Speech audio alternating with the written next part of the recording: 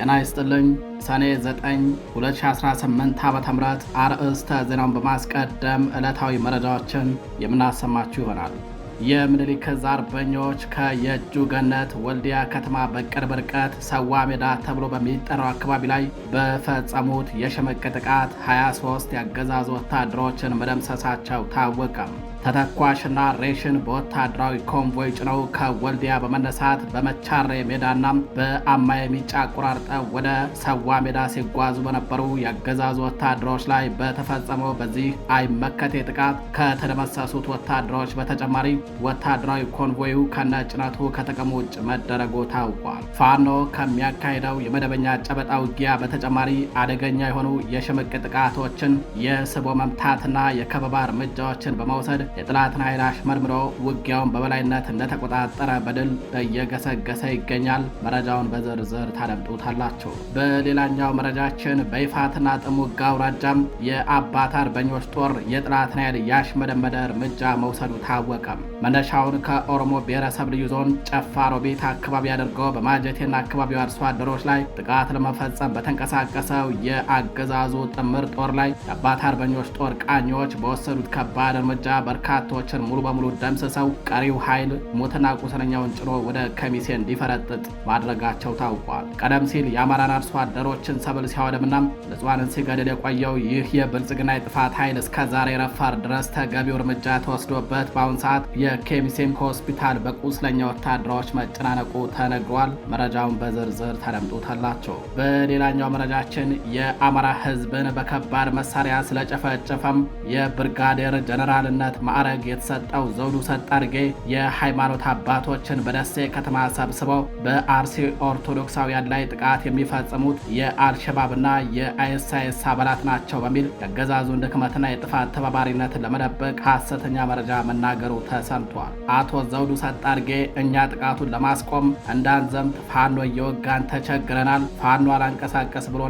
ስለዚህ ሁሉም የቤተ ክርስቲያን አባቶች ከእኛ ጎን ቁምና መጀመሪያ ፋኖን እናጥፋ፣ ከዛ በኋላ የውጭ አሸባሪዎችን እንዋጋለን፣ ያለበለዚያ ግን የክርስቲያኖች የጅምላ ሞት ይቀጥላል በሚል በማስፈራራት ህዝቡን ከጎኑ ለማሰለፍ ያለመ የእብሪት ንግግር የተናገረ ሲሆን በተሰብሳቢዎቹ ዘንድም ከፍተኛ ተቃውሞ ተነስቶበታል። ተደምጡታላችሁ። አድማጭ ተመልካቾቻችን ጤና ይስጥልኝ። እንደምን አረፈዳችሁ፣ እንደምን ዋላችሁ። ከጣቢያችን መረብ ሚዲያ የዛሬ ሰኔ 9 2018 ዓ.ም ዕለታዊ የግንባር መረጃዎችን እንዲሁም ሌሎች የሀገር ውስጥና የውጭ መረጃዎችን አጠናቅረን ይዘን ቀርበናል። አብራችሁን ቆዩ።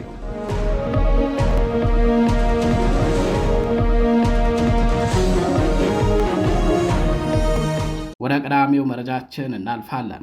በይፋትና ጥሙጋ አውራጃ የአባት አርበኞች ጦር የጥላትን ኃይል ያሽመደመደ እርምጃ በመውሰድ አንጸባራቂ ድል መቀዳጀቱ ታወቀም። በአማራ ፋኖ ብሔራዊ ንቅናቄ ሸዋ ጠቅላይ ግዛት አሳምነው ዕዝ አጼ ዘርዓ ያዕቆብ ኮር ስር የአጼ ይኩኖ አምላክ ክፍለ ጦር አባት አርበኞች ጦር በሕዝብ ላይ ጥቃት ለመሰንዘር በከፍተኛ ዝግጅት የተንቀሳቀሰውን ያገዛዙን ጥምር ኃይል ስቦ በመምታት አንጸባራቂ ድል ተቀዳጅቷል። በይፋትና ጥሙጋ አውራጃ በማጀቴ ዙሪያ የተደራጁት ከከነአን ብርጌድ፣ ከውባንታ ባተ ብርጌድና ከምኒልክ ብርጌድ የተወጣጡ አባት አርበኞች ጦር ቃኞች ከኦሮሞ ብሔረሰብ ልዩ ዞን ጨፋ ሮቢት ተቀምጦ በአማራና በኦሮሞ ሕዝብ ላይ ጥፋት በሚደግሰው የሚሊሻና የመከላከያ ኃይል ላይ ከባድ እርምጃ ወስደውበት ድል ተቀዳጅተዋል። ይህ የብልጽግና የጥፋት ኃይል ቀደም ሲል በማጀቴና አካባቢዋ በሚገኘው አርሶ አደር ሰብልን በማቃጠል የኢኮኖሚ ውድመት የማድረስ ተልዕኮውን ሲያስፈጽም የቆየ መሆኑ ይታወቃል። ለአሁኑም ወረራ፣ ዝርፊያና ማቃጠል ዓላማ በመያዝ ከኦሮሞ ብሔረሰብ አስተዳደር ዞን ሚሊሻና ፖሊስ እንዲሁም ከመከላከያ ሰራዊትና ሌሎች ወታደራዊ ኃይሎች ጥምረት ጋር በመፍጠር በአካባቢው አርሶ አደሮች ላይ መጠነ ሰፊ ጥቃት በመሰንዘር ሙከራ አድርጎ ነበረ። ይህ የአገዛዙ ስብስብ ቀደም ሲል በዚህ ቀጠና ሰርጎ በመግባት 442 ከብቶችን፣ 72 የጤፍ ፈጠጥ ክምሮችን፣ በርካታ የሙዝ፣ የፓፓያ፣ የአቮካዶና የማንጎ አትክልቶችን ጨፍጭፎ ሄደ ሲሆን ዛሬም ይህንኑ የጥፋት ተግባር ለመድገም አቅዶ ቢመጣም ሳይሳካለት ቀርቷል። የአባት አርበኞች ጦር አብሬዎች እስከ ጨፋ ድረስ ዘልቀው በመግባት የጥላትን ኃይል በጽኑ መክተውታል። ከትናንት ጀምሮ ዛሬ ሰኔ 9 2018 ዓ.ም ረፋር ድረስ በቆየ በዚህ ከባድ አውደ ውጊያም የአካባቢው አባት አርበኞች በስቦ መምታት የጦር ታክቲክ ታግዘው በወሰዱት እርምጃ ቁጥራቸው በውል ያልታወቁ በርካታ ያገዛዙ ጥምር ጦር አባላትን የደመሰሱ ሲሆን ቀሪው ኃይል ሙትና ቁስለኛውን ጭኖ ወደ ልዩ ዞኑ መፈርጠጡን ለማወቅ ተችሏል። በአሁን ሰዓት በርካታ ቁስለኛ ወታደሮች በከሚሴ ሆስፒታል ሕክምና እየተደረገላቸው ሲሆን የሆስፒታሉ አልጋ በመጨናነቁ በርካታዎች በዛው በሕክምና ጣቢያው ግቢ ውስጥ ድንኳን ተጥሎላቸው እየታከሙ መሆኑ ተረጋግጧል። አሁን ባለው ተጨባጭ ሁኔታ የአባት አርበኞች ጦር የፊት መስመር ኃይል ከኦሮሞ ብሔረሰብ አስተዳደር ዞን በቅርብ ርቀት ላይ ወደምትገኘው ጭሬ ቀበሌና ማጀቴ ቆላ አካባቢ በመግባት በቀጠናው የነበረውን የጠላት ኃይል አሽመድምደው እንዲሸሽ ማድረጉ ታውቋል። የማጀቴና አካባቢው ማህበረሰብ መሬታችንና ሰብላችን በጠላት አይደፈርም በሚል ጽኑ እምነት ራሱን የመከላከልና በጠላት ላይ ጠንካራ ክንዱን የማሳረፍ ጀግንነት እየፈጸመ ይገኛል። አድማጭ ተመልካቾቻችን ወደ ሌላኛው መረጃችን እናልፋለን። የምኒልክ ዕዝ አርበኞች ከየእጁ ገነት ወልዲያ ከተማ በቅርብ ርቀት ሰዋ ሜዳ ተብሎ በሚጠራው አካባቢ ላይ በፈጸሙት የሽምቅ ጥቃት 23 ያገዛዙ ወታደሮች መደምሰሳቸው ታወቀ። በተጋድሎው ሬሽንና ተተኳሽ ጭኖ የነበረ ወታደራዊ ኮንቮይ ከጥቅም ውጭ መደረጉም ተነግሯል። የአማራን ሕዝብ ህልውና ለማስጠበቅ በጽናት እየታገለ የሚገኘው ጀብደኛው የፋኖ ኃይል በወሎ ቤት አምራ ከእጁ ገነት ወልዲያ በቅርብ ርቀት ልዩ ስሙ ሰዋ ሜዳ በተባለ ስፍራ በጠላት የብልጽግና ቡድን ተላላኪ ወታደሮች ላይ በወሰደው የማያዳግም የደፈጣ ጥቃት ጸረ ሕዝብ የሆነውን ኃይል አይቀጡ ቅጣት ቀጥቶ ድል ተቀዳጅቷል። የፋኖ ልዩ የጦር ብልሃት ጥበብና ምቃቅምን መቋቋም አቅቶት የተሽመረመረው ያገዛዙ ኃይል የደረሰበት አስደንጋጭ እልቂትን ለመሸፋፈን ሁሉም አማራ ፋኖ ነው በሚል የበቀል በትሩን በንጹሃን ላይ በማንሳት ሕፃናትና አዛውንቶችን በገፍ መረሸኑ ታውቋል። እብሪተኛው የብልጽግናው አገዛዝ በመላው የአማራ ግዛት እየደረሰበት ባለው የፖለቲካ ኪሳራና ወታደራዊ ውድቀት ከፍተኛ ውዝግብ ውስጥ በገባበት በዚህ ወቅት የፋኖ መብረቃዊ ክንድ መቅሰፍት ሆኖበታል። ትናንት ሰኔ 8 2018 ዓ.ም አመሻሹን በሰሜን ወሎ ዞን በጉባ ላፍቶ ወረዳ ከወልዲያ ከተማ በቅርብ ርቀት ልዩ ስሙ ሰዋ ሜዳ በተባለ አካባቢ በምኒልክ ዕዝ 102ኛ ኮር 12ኛ ክፍለ ጦር 6ኛ ሬጅመንት አርበኞች በአገዛዙ ሰራዊት ላይ ድንገተኛና የማያዳግም እርምጃ ወስደዋል። ጥቃቱን የፈጸሙት በ12ኛ ክፍለ ጦር የ6ኛ ሬጅመንት ቃኝ አርበኞች ከየእጁ ገነት ወልዲያ መነሻውን አድርጎ ሬሽንና ተተኳሽ በመጫን ከከተማዋ በ5 ኪሎ ሜትር ርቀት ገድማ ወደሚገኘው ሰዋ ሜዳ ተብሎ ወደሚጠራው ስፍራም እየተንቀሳቀሰ በነበረው ያገዛዙ ሰራዊት ላይ ሲሆን የጠላት ኃይል ኮንቮይ ከጥቅም ውጭ ተደርጓል። ወታደሮቹም ከባድ እልቂት አስተናግደዋል። ይህ አውደ ውጊያ የፋኖ ልዩ የጦር ብልሃትና ጥበብ በተግባር የታየበት ሲሆን በአንጻሩ የጠላት ብልጽግና ቡድን ተላላኪ ወታደሮች ከወደ ፋኖ የተወሰደባቸውን ከባድ እርምጃ መቋቋም አቅቷቸው ክፉኛ ተሽመድምደዋል። በዚህ የተሳካ ማጥቃት 8 ያገዛዙ ወታደሮች ሲገደሉ 15 የሚሆኑት ደግሞ በጽኑ ቆስለው ለሕክምና ወደ ወልዲያ ሆስፒታል መወሰዳቸው ታውቋል። ይሁን እንጂ ለሴቶች፣ ለሕፃናት እንዲሁም በከተማ ለሚኖሩ አዛውንት ሲቪሎች ቅንጣት ታክል የማይጨነቀውና በደረሰበት ከባድ ምት ክፉኛ የተፍረከረከው የብልጽግናው አገዛዝ ሁሉም አማራ ፋኖ ነው በሚል የበቀል በትሩን በንጹሃን ላይ አሳርፈዋል። የፋኖን ጀግንነት በሜዳ ላይ መመከት ያቃተው ይኸው ወራሪው ኃይል አንድ የ9 ዓመት ሕፃን ልጅና አንድ የዕድሜ ባለጸጋ አዛውንት ላይ በግፍ በመተኮስ ነፃ እርምጃ ወስዶባቸዋል። የምኒልክ ዕዝ አርበኞች የህልውና ትግሉ ግቡን እስኪመታ ድረስ በጠላት ላይ የሚወስዱትን የማያዳግም እርምጃ አጠናክረው እንደሚቀጥሉም አስታውቀዋል። የዕዙ አርበኞች ከሚያካሂዱት የጨበጣ ውጊያ በተጨማሪ አደገኛ የሆኑ የሽምቅ ጥቃቶችን፣ የስቦ መምታትና የከበባ እርምጃዎችን በመውሰድ የጠላትን ኃይል አሽመድምደው ውጊያውን በበላይነት እንደተቆጣጠሩ በድል እየገሰገሱ ይገኛሉ። በሌላኛው መረጃችን ግፍን የተቃወሙ በጠላት 11ኛ ዕዝ 104ኛ ኮር 9ኛ ክፍለ ጦር አባል የነበሩ 5 ወታደሮች ከነሙሉ ትጥቃቸው ምኒልክ ዕዝን ተቀላቀሉ።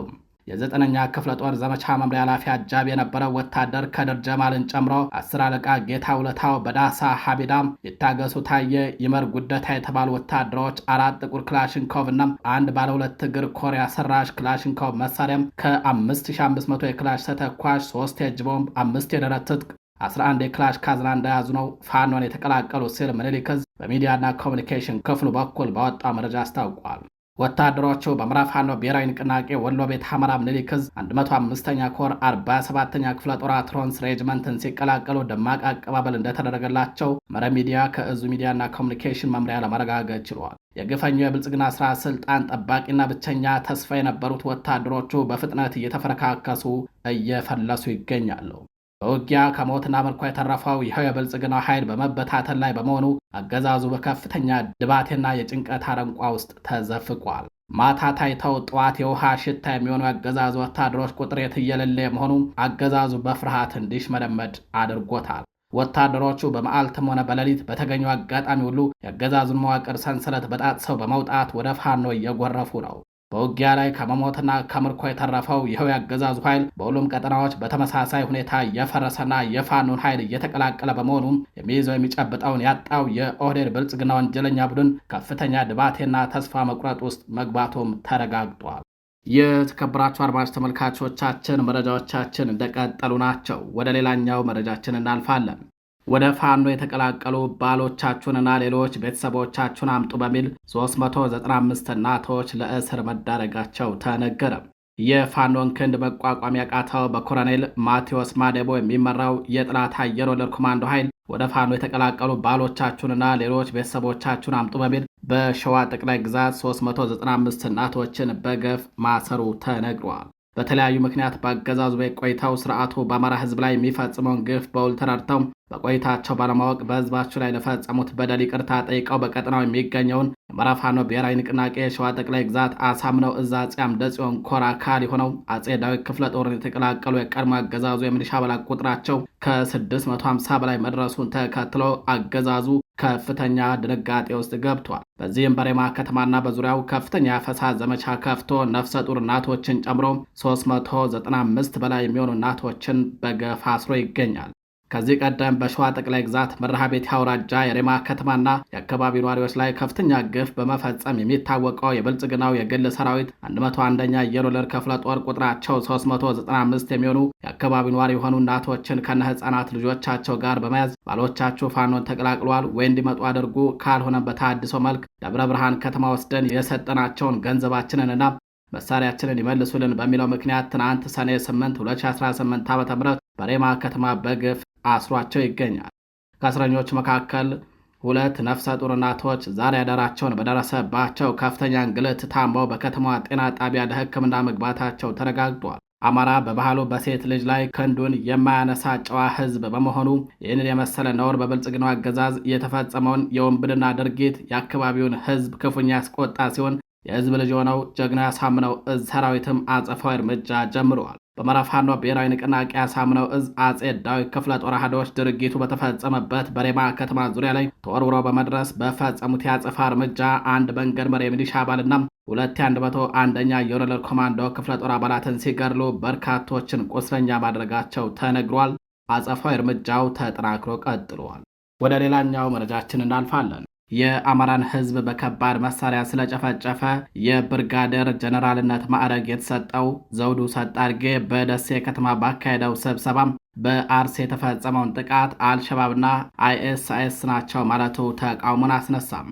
የብልጽግናው አገዛዝ በአማራ ሕዝብና በኦርቶዶክስ ተዋሕዶ እምነት ተከታዮች ላይ እያደረሰ ያለውን ሁለንተናዊ በደልና ጥቃት ህዝባዊ ተቃውሞዎችን እያስነሳበት በመምጣቱ የተለመደውን የሐሰተኛ መረጃ ስርጭትና የፕሮፓጋንዳ ዘመቻ በደሴ ከተማ በይፋ መጀመሩ ተጋልጧል። ከስብሰባው ተሳታፊዎች የተገኘ መረጃ እንደሚያመላክተው ብርጋዴር ጀነራሉ ከሰሞኑ በደሴ ከተማ የደቡብ ወሎ ሀገረ ስብከት የሃይማኖት አባቶችን፣ የሰንበት ትምህርት ቤት ወጣቶችና የሀገር ሽማግሌዎችን በመሰብሰብ የሐሰተኛ መረጃ ስርጭት ሲያካሄድ ተጋልጦበታል። ዘውዱ ሰጣርጌ በዚህ ስብሰባ ላይ ሰሞኑን በአርሲ በኦርቶዶክስ እምነት ተከታዮች ላይ የተፈጸመውን አረመኔያዊ ጥቃትን አስመልክተው አሳሳች መረጃዎችን ሰንዝረዋል። በጥቃቱ ጀርባ ያሉትን አካላት ለመሸፈን በሚልም ጥቃት እየተከፈተብን ያለው አልሸባብና አይኤስአይኤስ ነው። እኛ አልሸባብንና አይኤስአይኤስን እንዋጋለን፣ ፋኖ ደግሞ ከጀርባ እየወጋን ይገኛል በማለት ተናግሯል። አዛዡ አክሎም እናንተ ፋኖን በማጥፋት የምትተባበሩን ከሆነ አልሸባብንና አይኤስአይኤስን በአርሲም ሆነ በሌሎች ቦታዎች የተከፈተውን ጥቃት ማስቆም እንችላለን በሚል ህዝቡን በፋኖ ላይ ለማንቀሳቀስና ድጋፍ ለመለመን ሞክሯል። ይህ አገዛዙ የከፈተው የሐሰተኛ ፕሮፓጋንዳ ስብሰባ ዋናው ምክንያት በአርሲ የደረሰውን አሰቃቂ ጥቃትን ተከትሎ በደሴ፣ በባህር ዳር፣ በአዲስ አበባና በተለያዩ ከተሞች የተቀጣጠለውን ከፍተኛ ህዝባዊ ተቃውሞን ለማፈን የተዘጋጀ የሴራ ጥንሰሳ መሆኑ ታውቋል። አገዛዙ ሃይማኖታችንን አልተጠበቀልንም፣ ዜጎቻችን በእምነታችን ምክንያት እየተገደሉ ነው የሚለው ህዝባዊ ቁጣና ተቃውሞ እየበረታበት ሲመጣም በተለይ በደሴ ከተማ የተነሳውን ተቃውሞ ለማርገብና ህዝቡ ፋኖ እንዲጠላ ለማድረግ ይህንን የውስጥ ሴራ ተጠቅመዋል። ከዚሁ ጋር ተያይዞ አገዛዙ የተነሳበትን ህዝባዊ ውግዘት ለመሸፈንና መረጃዎችን ለማፈን በሚል የቤተ ክርስቲያን ጉዳዮችን የሚዘግቡ የሃይማኖት አባቶችን፣ ጋዜጠኞችንና የጉዳዩ ባለቤቶችን በአዲስ አበባ በስፋት እያሰረ እንደሚገኝ ይታወቃል። ይህ በደሴ ከተማ የተደረገው ስብሰባ የአገዛዙን መዋቅራዊ መሸበርና የፖለቲካ ኪሳራን የሚያሳይ እንጂ ማህበረሰቡ መሬት ላይ ያለውን እውነት በሚገባ ስለሚረዳ የፋኖን ህዝባዊነትና የትግል ግብን ሊሸፍን እንደማይችል የስብሰባው ተሳታፊዎች አረጋግጠዋል። ከአርሲው ጭፍጨፋ ጋር በተያያዘ ጋዜጠኛ ሳልሳዊት ባይነሳኝ በነመምህር ዘላለም መዝገብ ተከሳ አሁንም በእስር ላይ እንደምትገኝ ተነግሯል። በአርሲ የተፈጸመውን የክርስቲያኖችን ግድያን በመቃወም አትግደሉን የሚል የፍትህ ድምፅ በማሰማታቸው ምክንያት ለእስር ከተዳረጉ ወገኖች መካከል ጋዜጠኛ ሳልሳዊት ባይነሳኝ አንዷ ናት። ጋዜጠኛዋ በነመምህር ዘላለም መዝገብ ተካታ ክስ እንደተመሰረተባትም ተረጋግጧል። ጋዜጠኛ ሳልሳዊት ባይነሳኝ በጋዜጠኝነት ሙያዋ በቅድሚያ በዋልታ ቴሌቪዥን በመቀጠልም በፋና ቴሌቪዥን ውስጥ አገልግላለች። በማህበራዊ ሚዲያ ስለ ኢትዮጵያና ስለ ኦርቶዶክስ ተዋሕዶ ቤተክርስቲያን በመናገርም ትታወቃለች። ጋዜጠኛዋ በሰኔ 1 2018 ዓ.ም ሰኞ ዕለት በአዲስ አበባ ፖሊስ ኮሚሽን ፒያሳ አካባቢ የሚገኘው በቁጥጥር ስር ውላለች። በቁጥጥር ስር በዋለችባቸው በመጀመሪያዎቹ 2 ቀናት ቤተሰቦቿ እንዳይጠይቋትና እንዳያገኟት ተከልክሎ ቆይቷል። በመጀመሪያው የእስር ወቅት ጨለማ ክፍል ተብሎ በሚጠራውና ይፋዊ ባልሆነ የማቆያ ክፍል ውስጥ ተዘግቶባት እንደነበር፣ በኋላ ግን ወደ መደበኛ እስረኞች ማቆያ ክፍል መዛወሯን ከቤተሰቦቿ የተገኘው መረጃ ያመላክታል። ኦርቶዶክሳዊ ሆነ ከተገኘህና ንጹሐን አትግደሉ የሚል የፍትህ ድምፅ ካሰማህ እውነተኛው ገዳይ ከሳሽ ሆነ ወደ ጨለማ ቤት የሚያስርባት አሳዛኝ እውነታ በሚል ጉዳዩ በማህበራዊ ሚዲያዎች ላይ ከፍተኛ ቅሬታና ትችትን አስከትሏል። ንጹሐንና የህዝብ ድምፅ የሆኑ ባለሙያዎች በእምነታቸውና እውነትን በመናገራቸው ምክንያት የሚደርስባቸው እስርና እንግልት በአስቸኳይ ሊቆም እንደሚገባም በርካታ የሰብአዊ መብት ተቆርቋሪ ድርጅቶች እየገለጹ ይገኛሉ። የተከበራችሁ አድማጭ ተመልካቾቻችን መረጃዎቻችን ቀጥለዋል። ወደ ውጭ እናልፋለን። የዓለም ጤና ድርጅት ዋና ዳይሬክተር ዶክተር ቴዎድሮስ አድሃኖም ደቡብ አፍሪካ ውስጥ በተገደሉ ኢትዮጵያውያንና ሞዛምቢካውያን ዙሪያ የሰጡት አስተያየት የሀገሪቱ ባለስልጣናትን ማስቆጣቱ ተነገረ።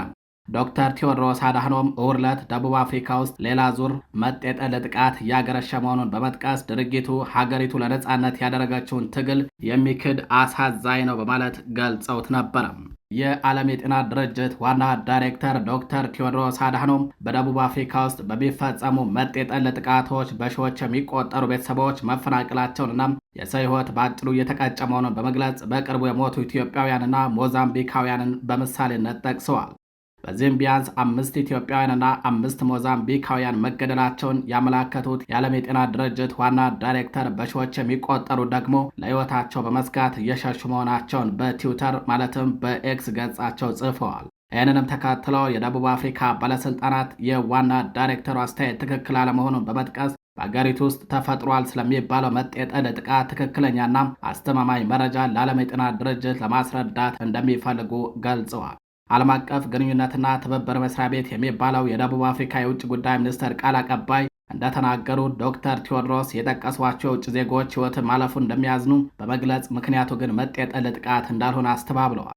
ባለሥልጣናት ለኢትዮጵያውያኑና ለሞዛምቢካውያኑ ሞት ምክንያት የመጤጠል ጥቃት አለመሆኑን ከመግለጻቸው በተጨማሪ የኢትዮጵያውያኑ ሞት ከተደራጀ ወንጀል ጋር እንደሚያያዝ፣ የሞዛምቢካውያኑ ሞት ደግሞ ምርመራ እየተደረገበት እንደሆነ አሳውቀዋል። ዶክተር ቴዎድሮስ አድሃኖም በደቡብ አፍሪካ የነበረውን የአፓርታይድ ስርዓትን ለማፍረስ የአፍሪካ ሀገራት በጋራ መቆማቸውን በመግለጽ ኢትዮጵያ ማንዴላን በመደገፍ ፓስፖርት ሰጥታም በአህጉሪቱ ውስጥ እንዲንቀሳቀሱ ስታደርግ ሌሎች ሀገራትም እንዲሁ በተለያዩ መንገዶች ድጋፍ ማድረጋቸውን አንስተዋል።